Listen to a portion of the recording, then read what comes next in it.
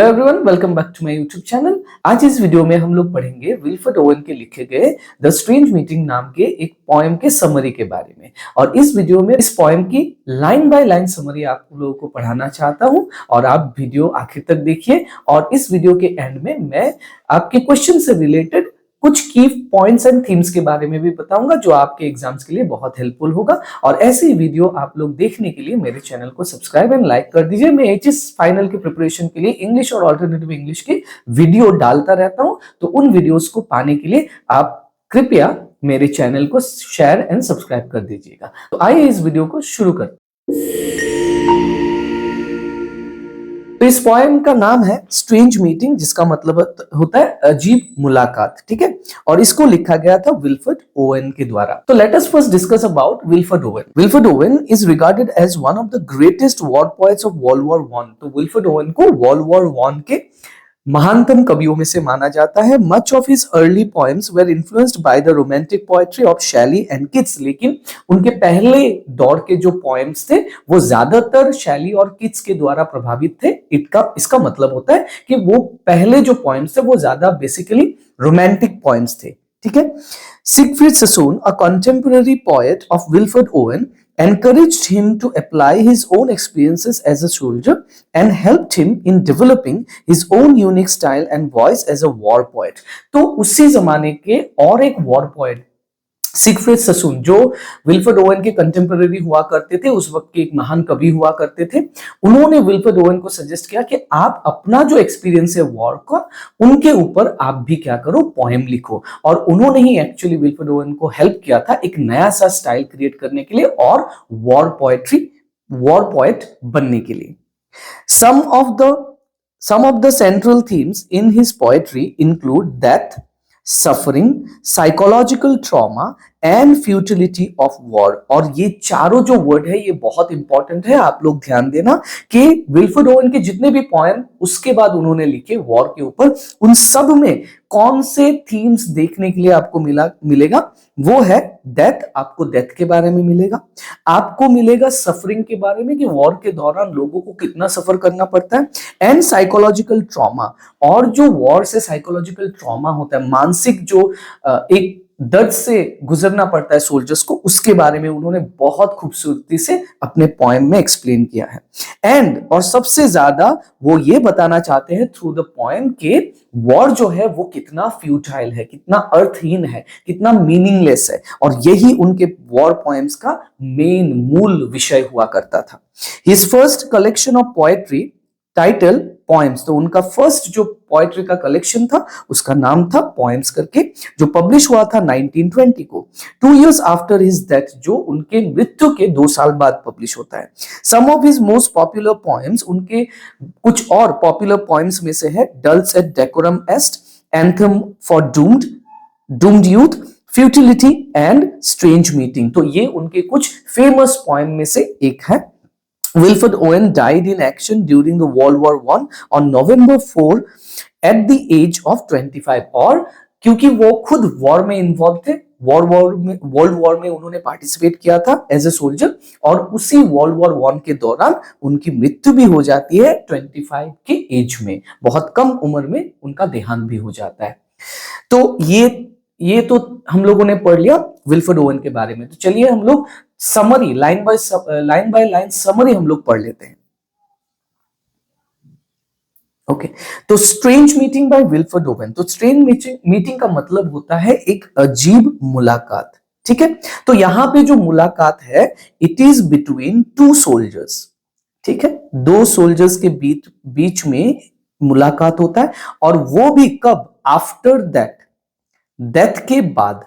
ठीक है, तो वो कैसे मिलते हैं, कौन सी जगह में मिलते हैं, और वो दोनों के बीच में, उन दोनों के बीच में कौन सी बातें होती हैं, उसी के बारे में ये पूरा पोएम है। तो आप लोग ध्यान से सुनिएगा। It seemed that out of the battle I escape. तो ऐसा लग रहा था जैसे कि मैं युद्ध क्षेत्र से भाग के आ चुका हूं, बच के आ चुका हूं। डाउन सम प्रोफाउंड डल टनल, और आके सीधे ही कहां पहुंच गया, एक टनल में पहुंच गया, एक सुरंग में पहुंच गया, जो कि कैसा था, बहुत गहरा अंधेरा में था। मतलब ये टनल जो था ये पूरा गहरा अंधेरे से ढका हुआ था, चारों तरफ गहराई था और अंधेरा था। लॉन्ग सिंस कुक्ड, और ये टनल ऐसा लगता है कि बहुत सालों पहले इसको क्या किया गया था, डग किया गया था, मतलब इसको खोदा गया था।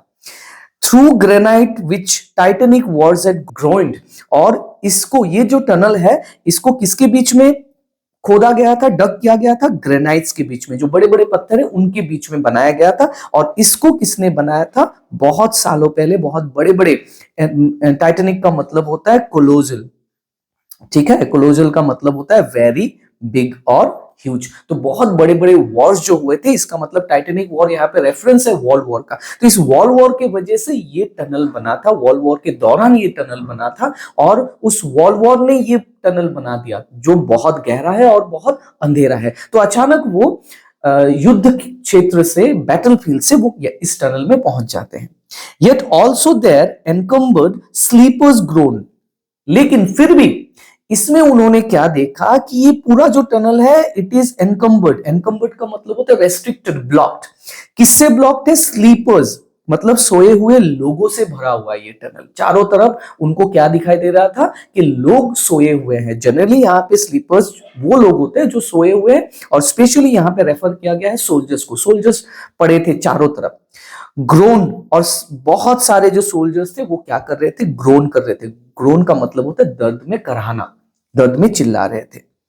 टू फास्ट इन थॉट और दैट टू बी बिस्टायर्ड, ऐसा लग रहा था कि वो जो सारे स्लीपर्स थे बहुत दर्द से वहां पे सो रहे हैं, ठीक है, और वो लोग गहरी नींद में है, ऐसा लग रहा था।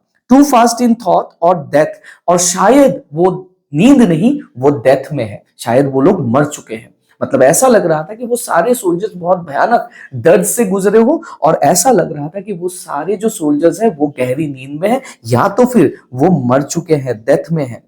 टू बी बिस्टायर्ड, जिसको हम लोग जगा नहीं सकते, जगाने के लिए वो लोग गहरी नींद में है या मृत्यु को प्राप्त हो चुके हैं। देन एज आई प्रॉब्ड देम, और जब मैंने प्रॉब करना चालू किया, मतलब मैंने चेक करना चालू किया, मैंने देखा कि कोई तो जिंदा तो नहीं है। प्रॉब का मतलब होता है चेक करना। वन स्प्रैंग अप, अचानक एक उठ जाता है। स्प्रैंग का मतलब जंप्ड अप, खड़ा हो जाना। एंड स्टेयर्ड, और मेरी तरफ देखने लगता है। With piteous recognition in fixed eyes, fixed आंखों से मेरी तरफ देखता है, और उसकी आंखों में क्या था, पिटी था, ठीक है। पिचियस रिकॉग्निशन मतलब पिटी, पिटी का मतलब क्या होता है, दयनीय नजर से वो मेरी तरफ देख रहा था, उसके नजर में दया था। Lifting distressful hands as if to bless, और वो अपने हाथ को दर्द से, बहुत मतलब निराशा से भरे अपने हाथों को क्या करता है, ऊपर की तरफ उठाता है, जैसे कि वो मुझे क्या कर रहा हो, ब्लेस कर रहा हो, आशीर्वाद दे रहा हो। ब्लेसिंग के लिए अपना हाथ ऊपर उठाता है। And by his smile I knew that sullen hall, और उसका जो स्माइल था, उन सोल्जर का जो, उस सोल्जर का जो स्माइल था, उस स्माइल से मुझे पता चल गया कि उस सलन हॉल का मतलब क्या है। जो डीप, जो डार्क, सलन का मतलब क्या होता है यहाँ पे, डार्क, ठीक है, अंधेरा। वो हॉल क्या था वो मुझे पता चल गया, वो डार्क टनल क्या था मुझे पता चल गया। By his dead smile I knew we stood in hell, और उसका जो डेड स्माइल था, स्माइल कैसा था, डेड, जैसे कि मरा हुआ इंसान हंस रहा हो वैसा था। उससे मुझे पता चला कि वो हॉल और कुछ नहीं है, वो क्या है, हेल है, वो नरक है, जैसे कि हम लोग नरक में पहुंच गए हो। तो ये जो पहला पैराग्राफ है ये हमें बताता है कि वो कहां पे थे उस वक्त, और वो जिस हॉल के बारे में, जिस टनल के बारे में बात कर रहे थे, शायद वो टनल क्या है, हेल है, ठीक है, जो हमें आखिरी में पता चलता है। तो हेल में कब पहुंचते हैं, डेथ के बाद। यहां पे मतलब जो स्पीकर है वो डेथ के बाद उस टनल में पहुंच चुका है, जिस टनल में उसके जैसे मरे हुए और भी दूसरे सोल्जर्स थे, वो सारे लोग वहां पे सोए हुए थे, लेकिन उसमें से एक जाग उठता है। Next, with 1,000 fears that vision's face was greened, तो उनके फेस में, उस सोल्जर के फेस में मुझे क्या दिखाई दिया, 1,000 fears, जैसे कि उसका मुंह बहुत डर से भरा हुआ हो, डर ने जैसे उसके मुंह में छेद कर दिया हो, या पूरा डर ही डर, डर से भरा हुआ उसका फेस था। Yet no blood reached there from the upper ground, लेकिन हाँ, यहां पे मुझे कोई ब्लड नहीं दिखाई दे रहा है। ये नीचे था, ये टनल था, अपर ग्राउंड से यहाँ पे कोई ब्लड अभी तक नहीं पहुंचा। एंड नो गन्स थम्प्ड, और यहाँ पे मुझे कोई बंदूकों की आवाज भी नहीं सुनाई दे रही। और डाउन द फ्लूज मेड मोन, और यहाँ पे चारों तरफ क्या है, शांति है, ना ही मुझे बंदूकों की आवाज सुनाई दे रही है, ना ही यहाँ पे उस बैटलफील्ड से एक कतरा बूंद का पहुंचा। Strange friend I said here is no cause to mourn, और तब मैंने उसे बोला कि स्ट्रेंज स्ट्रेंज फ्रेंड, यहाँ पे दुखी होने का कुछ नहीं, दुखी होना यूजलेस है, यहाँ पे दुखी होना नहीं है, आपको कोई फायदा नहीं है दुखी होके। नन सेड द अदर, तो उसने भी जवाब दिया कि नहीं है, लेकिन सेव द अनडन इयर्स, दुखी होने का कोई तो फायदा है नहीं, लेकिन मैं दुखी हूं किसके लिए, सेव द अनडन इयर्स, जो समय मेरे पास था जो मैं जी नहीं पाया, जो बचा समय लाइफ मेरे पास था जो मैं जी नहीं पाया, उसके लिए मैं सैड हूं। The hopelessness what ever hope is yours, तो मैं निराशा से भरा हुआ हूं, जो आशाएं जो सपने तुम्हारे थे मेरे भी वही सपने थे। Was my life also, मेरा भी वैसा ही लाइफ था, मेरा भी वही सपना था। I went hunting wild after the wildest beauty in the world, मैं ढूंढने के लिए निकला था दुनिया के सबसे खूबसूरत चीज को, उसको हंट करने के लिए मैं निकल गया था। Which lies not calm in eyes or braided hair, जो आईज में नहीं मिलता, जो खूबसूरती आपको हेयर्स में नहीं मिलता। मतलब यहाँ पे ये दोनों वर्ड जो है ये रेफर कर रहा है फिजिकल खूबसूरती को। तो मैं फिजिकल ब्यूटी को ढूंढने के लिए नहीं गया था, मैं एक ब्यूटी के लिए ब्यूटी के पीछे भागा तो जरूर, लेकिन वो ब्यूटी फिजिकल ब्यूटी नहीं है जो किसी की आंखों में मिल जाए, जो किसी के बंधे हुए हेयर में मिल जाए, वो ब्यूटी के पीछे मैं नहीं गया था। But mocks the steady running of the hour, लेकिन वो ब्यूटी के पीछे गया था जो समय की गति के ऊपर भी हंसे, जो समय के ऊपर भी हंसे, उस ब्यूटी के पीछे मैं भाग रहा था। And if it grieves richlier than here, और अगर वो ग्रीफ भी करता है, अगर वो सैड भी है, दुखी भी है, तो यहां से ज्यादा दुखी है, उस ब्यूटी के पीछे मैं गया था। यहां से ज्यादा दुखी मतलब क्योंकि हम लोग हेल में, तो हेल में क्या है, चारों तरफ दुख ही दुख है, सैडनेस ही सैडनेस है, लेकिन जिस ब्यूटी के पीछे मैं भाग रहा था वो इससे भी ज्यादा क्या हो सकता है, दुखी हो सकता है। For bye my Glee might many man have laughed, क्योंकि अगर मैं जिंदा होता तो मेरे हंसी से मैं बहुत सारे लोगों को क्या कर पाता, खुश कर पाता, मतलब मेरे हंसी से बहुत और सारे लोग जो थे वो भी हंस पाते। End of my weeping something has been left, और अगर मैं दुखी भी होता तो कुछ ना कुछ जरूर सिग्निफिकेंट या इंपॉर्टेंस में पीछे छोड़ के आता। अगर मैं दुखी भी होता तो पीछे कुछ मीनिंगफुल चीजें मैं छोड़ के भी आ सकता था। विच मस्ट डाई नाउ, लेकिन ये दोनों चीजें जो है अभी यहाँ पे मर जाएंगी। मतलब मेरे जो आशाएं थी, मेरे जो ड्रीम्स थे, मेरे जो सपने थे, मेरे पास जो एबिलिटी था लोगों को खुश करना, या तो फिर एक मीनिंगफुल लाइफ छोड़ के जाना, किसी के लाइफ में मीनिंग क्रिएट करना, वो अभी यहाँ पे मर जाएगा, उसका मरने का वक्त आ चुका है। आई मीन द ट्रूथ, मैं किसके बारे में बात करना चाहता हूं, मैं ट्रूथ के बारे में बात करना चाहता हूं, जो ट्रुथ को अभी तक क्या नहीं किया गया, बताया नहीं गया, अनटोल्ड है, अभी तक किसी को नहीं पता। द पिटी ऑफ वॉर, और वो ट्रुथ क्या है, पिटी ऑफ वॉर, वॉर का दयाहीनता, वॉर का दयनीय जो स्वभाव है, वॉर के पीछे, इस वॉर के वजह से जो केओस क्रिएट होता है, जो डिस्ट्रक्शन क्रिएट होता है, इसके पीछे का सच जो किसी को नहीं पता, वो सच के पीछे में भाग रहा था। द पिटी वॉर डिस्टिल्ड, जो वॉर छोड़ के जाता है अपने पीछे। Now men will go content with what we spoiled, तो हम लोग तो मर गए, लेकिन बैटलफील्ड में जो एनिमीज हैं, जो अभी भी फाइट कर रहे हैं, वो शायद अपने घर खुश होके जाएंगे, कंटेंट होके जाएंगे, शायद हमने कुछ अच्छा ही किया होगा बैटलफील्ड में, वो लोग खुश होंगे युद्ध करके, वॉर करके। और डिसकंटेंट, और कुछ जो सोल्जर्स हैं वो डिसकंटेंट भी होंगे, नाखुश भी होंगे, तो वो लोग क्या होंगे, बॉयल ब्लडी, और भी ज्यादा गुस्से में होंगे वो, एंड बी स्पिल्ड, और ज्यादा खून बहाएंगे वो लोग। They will be swift with the swiftness of the tigers, वो टाइगर की तरह तेज होंगे खून बहाने के लिए और भी फाइट करने के लिए।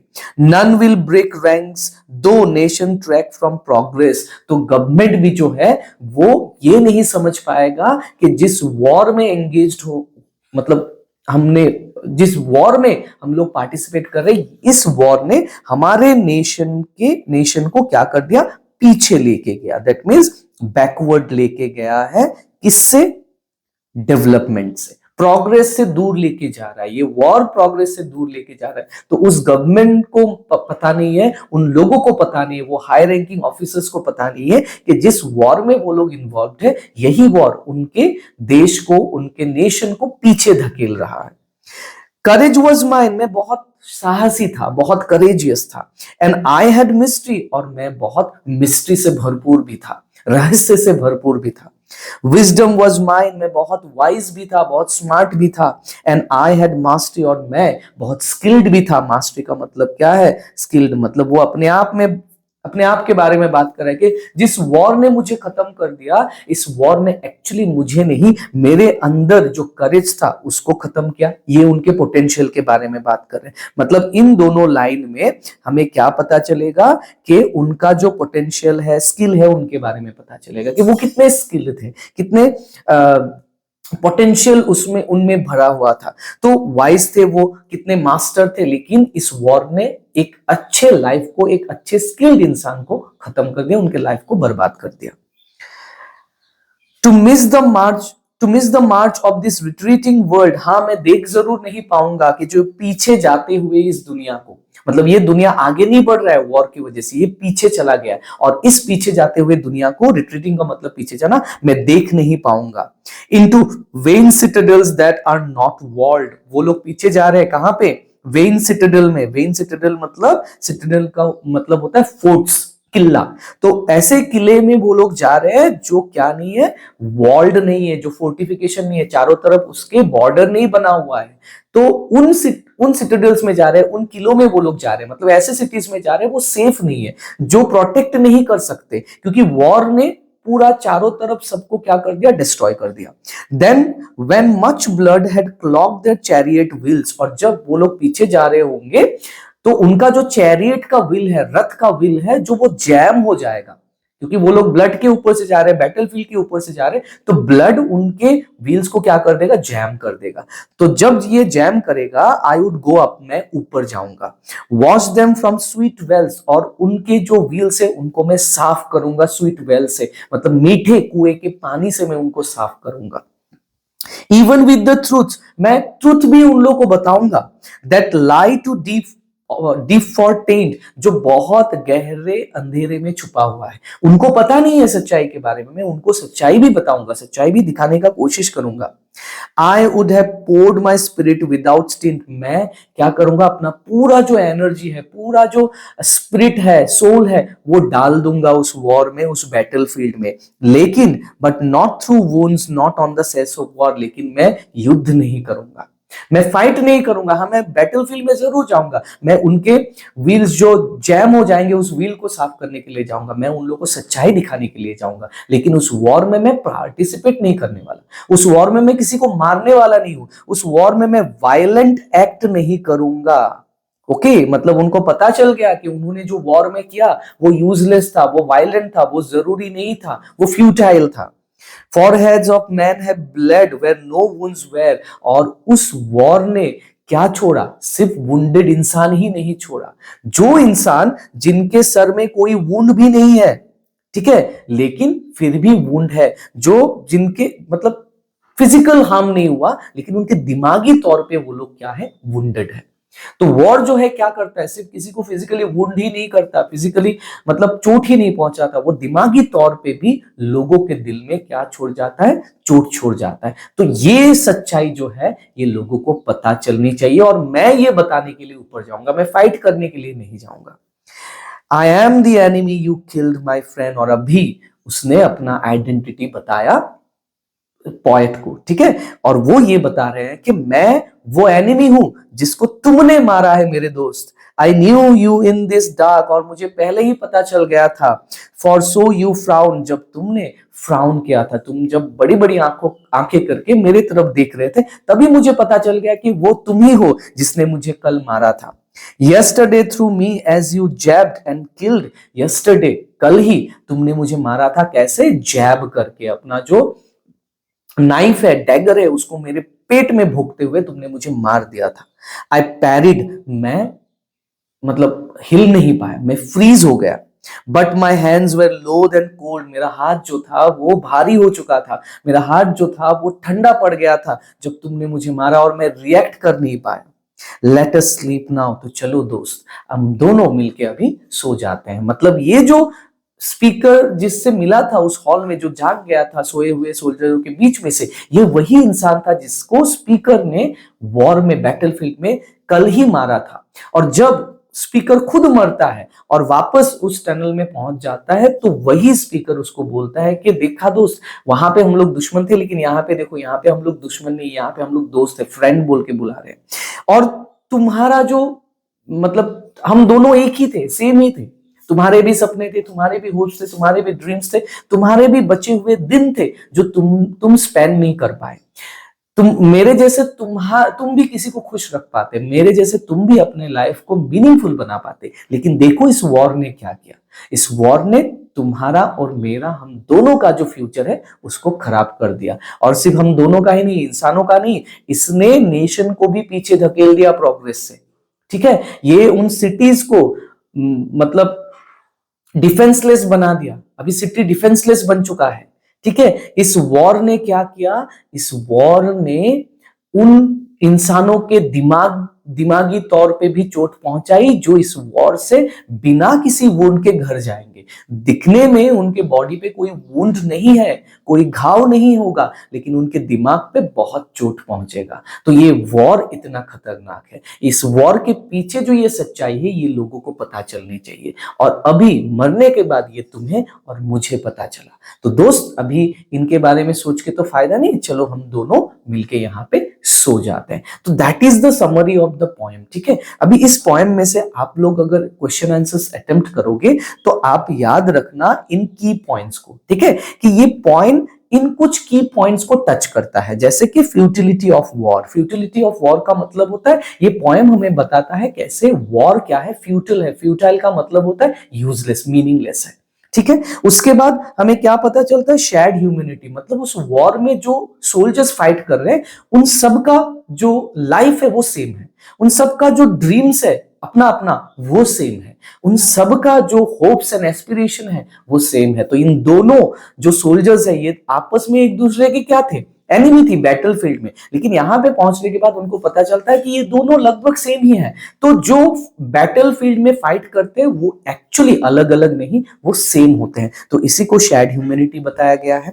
उसके बाद लॉस्ट पोटेंशियल के बारे में बात की गई है, मतलब कैसे वॉर क्या करता है, पोटेंशियल वाले लोगों को खत्म कर देता है, स्किल्ड लोगों को खत्म कर देता है, जिनके पास बहुत पोटेंशियल होता है कुछ करने के लिए लाइफ में, कुछ आगे बढ़ने के लिए, उसको ये वॉर खत्म कर देता है, डैमेज कर देता है। नेक्स्ट आपको याद रखना है कि ये पोएम हमें क्या दिखाता है, हॉरर ऑफ वॉर। वॉर कितना खतरनाक होता है, वॉर कितना डिस्ट्रक्टिंग होता है, कि ये लोगों को तो मारता है, लोगों को तो हार्म करता है, खून तो बहाता है, प्लस ये हमारी इकोनॉमी को, हमारे नेशन को पीछे धकेल देता है। ये सिर्फ वुंड ही नहीं देता, फिजिकल हार्म ही नहीं करता, बट दिमागी तौर पे सालों तक रहने वाला चोट भी छोड़ के जाता है, जिसको शायद ठीक करना पॉसिबल नहीं है। रिकॉन्सिलिएशन इन डेथ, और डेथ जो है एक ही चीज है जो हमें इस वॉर से बचा सकता है, ये भी चीज ये बताता है। द इनएविटेबिलिटी ऑफ डेथ, और ये पोएम जो है हमें ये भी बताता है कि वॉर का जो कॉन्सिक्वेंस है वो सिर्फ और सिर्फ क्या है, डेथ है। ठीक है, वॉर से सिर्फ हमें एक ही चीज मिल सकता है, वो क्या है, डेथ है। डेथ के सिवा वॉर हमें कुछ नहीं देता, इससे किसी को फायदा नहीं होता। तो these are the points that you must remember, और ये पॉइंट अगर आप याद रख लोगे तो आप कोई भी क्वेश्चन आंसर सॉल्व कर पाओगे। तो इसी पॉइंट के ऊपर मैंने एक एसएमए समरी भी बना रखा है, जिसका लिंक आपको डिस्क्रिप्शन बॉक्स में मिल जाएगा। तो कोई भी अगर एसएमए में समझना चाहता है तो वो लिंक क्लिक करके वो वीडियो आप देख सकते हो। और भी कुछ पॉइंट्स के या प्रोज के मैंने समरी इस चैनल में बना के रखी है, तो आप लोग उसको चेक करना। और 2-3 चैप्टर्स के मैंने क्वेश्चन आंसर्स भी डाला हुआ है यहाँ पे, तो आप लोग कृपया उन क्वेश्चन आंसर्स को चेक कीजिए। और भी मैं ऐसे इंफॉर्मेटिव वीडियो आप लोगों के लिए एग्जाम के पहले तक प्रिपरेशन के लिए मैं जरूर लाऊंगा।